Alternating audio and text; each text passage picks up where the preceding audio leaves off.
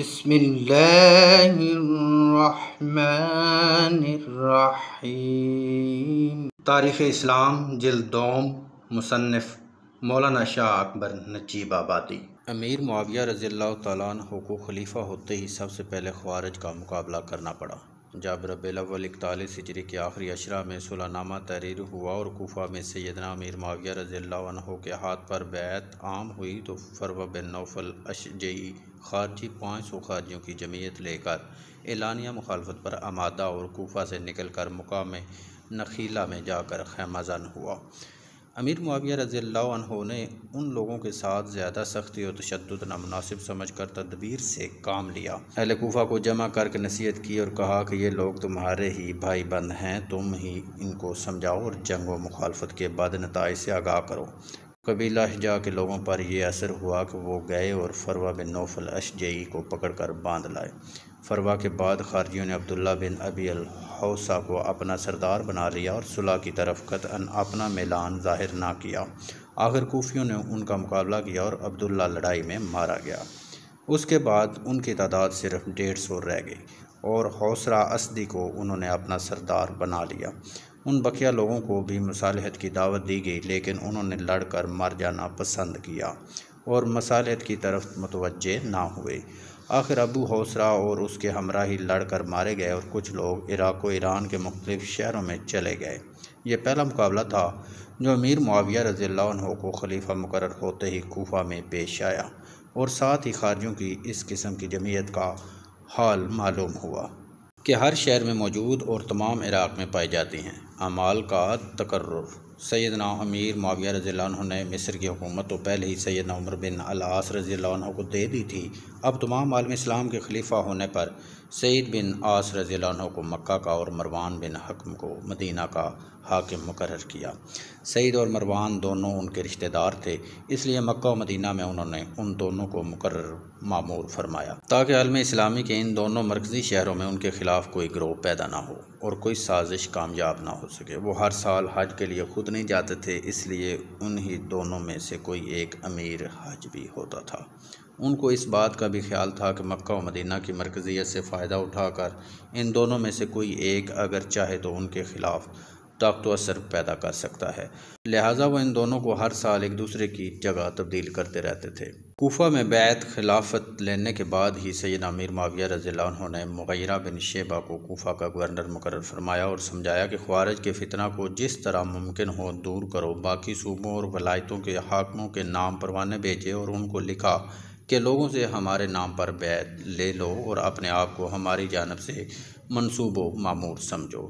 فارس کی حکومت پر سیدنا علی رضی اللہ عنہ نے زیاد بن ابی سفیان رضی اللہ عنہ کو مقرر و مامور کر رکھا تھا۔ زیاد شیعان علی رضی اللہ عنہ میں سے سمجھا جاتا تھا۔ زیاد کی عقل و دانائی تمام ملک عرب میں مشہور تھی۔ فارس کے صوبہ پر زیاد کی حکومت نہایت عمدگی سے قائم تھی۔ سیدنا امیر معاویہ رضی اللہ عنہ کو یہ فکر پیدا ہوئی کہ اگر زیاد منحرف ہو کر سیدنا علی رضی اللہ عنہ کی اولاد میں سے کسی کو خلیفہ بنا کر اس کی بیعت کر لے اور مجھ سے باغی ہو جائے تو بڑی مشکل پیش آئے گی، اس لیے انہوں نے زیاد کو قابو میں لانے کی تدبیر سب سے مقدم سمجھی۔ زیاد کی ماں سمیہ حارث بن کلاب ثقفی کی لونڈی تھی۔ زیاد کے باپ کی نسبت لوگوں کو کچھ شبہ تھا۔ حقیقت یہ تھی کہ سمیہ کے ساتھ ابو سفیان نے زمانہ جاہلیت میں نکاح کیا تھا اور ابو سفیان کے نطفہ سے زیاد کی پیدائش ہوئی تھی۔ زیاد کی شکل و صورت بھی ابو سفیان سے بہت مشابہ تھی، لیکن ابو سفیان کے خاندان والے اور امیر معاویہ رضی اللہ عنہ زیاد کو ابو سفیان کا بیٹا تسلیم نہ کرتے تھے۔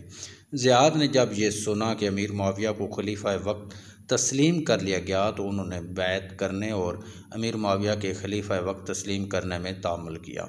امیر معاویہ رضی اللہ عنہ نے اس موقع پر یہی مناسب سمجھا کہ مغیرہ بن شیبہ رضی اللہ عنہ کو، جو زیاد کے دوست بھی تھے، امان نامہ دے کر زیاد کے پاس بھیجیں اور ان کو ابو سفیان کا بیٹا تسلیم کر کے اپنے خاندان اور نسب میں شامل کر لیں۔ چنانچہ مغیرہ بن شیبہ امان نامہ لے کر زیاد کے پاس فارس گئے اور وہاں کے تمام حساب و کتاب اور خزانہ کی تصدیق کر کے زیاد کو اپنے ہمراہ امیر معاویہ رضی اللہ عنہ کے پاس لے آئے۔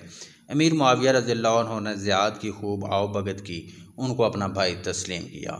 تمام تحریروں میں ان کا نام زیاد بن ابی سفیان لکھا جانے لگا۔ سیدنا علی رضی اللہ عنہ زیاد کو ابی سفیان کا بیٹا یقین کرتے تھے، کیونکہ ان کے سامنے ابی سفیان نے خود ایک موقع پر فاروق اعظم رضی اللہ عنہ کی مجلس میں تسلیم کیا تھا کہ زیاد میرا بیٹا ہے، اس لیے انہوں نے زیاد کو فارس کا حاکم مقرر کیا تھا۔ اب امیر معاویہ رضی اللہ عنہ نے زیاد کی عزت اور مرتبہ بڑھا کر زیاد کو بصرہ کا گورنر مقرر فرمایا اور اہل بصرہ کے درست کرنے اور درست رکھنے کی فرمائش کی۔ زیاد نے بصرہ میں پہنچ کر اہل بصرہ کو جامع مسجد میں مخاطب کر کے ایک نہایت زبردست تقریر کی۔ اہل بصرہ اس زمانہ میں زیادہ ناہموار ہو گئے تھے اور چوریوں، ڈکیتیوں اور بغاوتوں کا بہت زور تھا۔ زیاد نے بصرہ میں جاتے ہی مارشل لا نافذ کر دیا اور حکم دیا کہ جو شخص رات کو اپنے گھر سے باہر راستے یا میدان میں دیکھا جائے گا وہ فوراً بلا سماعت عذر قتل کر دیا جائے۔ چنانچہ اس حکم کی بڑی سختی سے تعمیل ہوئی اور چند روز کے بعد اہل بصرہ کے تمام تکلے کی طرح بل نکل گئے۔ سیدنا امیر معاویہ رضی اللہ عنہ بصرہ میں زیاد کو اور کوفہ میں مغیرہ رضی اللہ عنہ کو مقرر فرما کر عراق و فارس کی طرف سے بہت مطمئن ہو گئے تھے، کیونکہ ایران کے تمام صوبے کوفے اور بصرے کے ماتحت تھے۔ زیاد کی حکومت براہ راست امیر معاویہ رضی اللہ عنہ نے فارس، جزیرہ اور سجستان تک وسیع کر دی تھی اور یہ تمام علاقے گورنر بصرہ کی حکومت میں شامل کر کے انہوں نے مشرقی فتنوں کا سد باب کر دیا تھا۔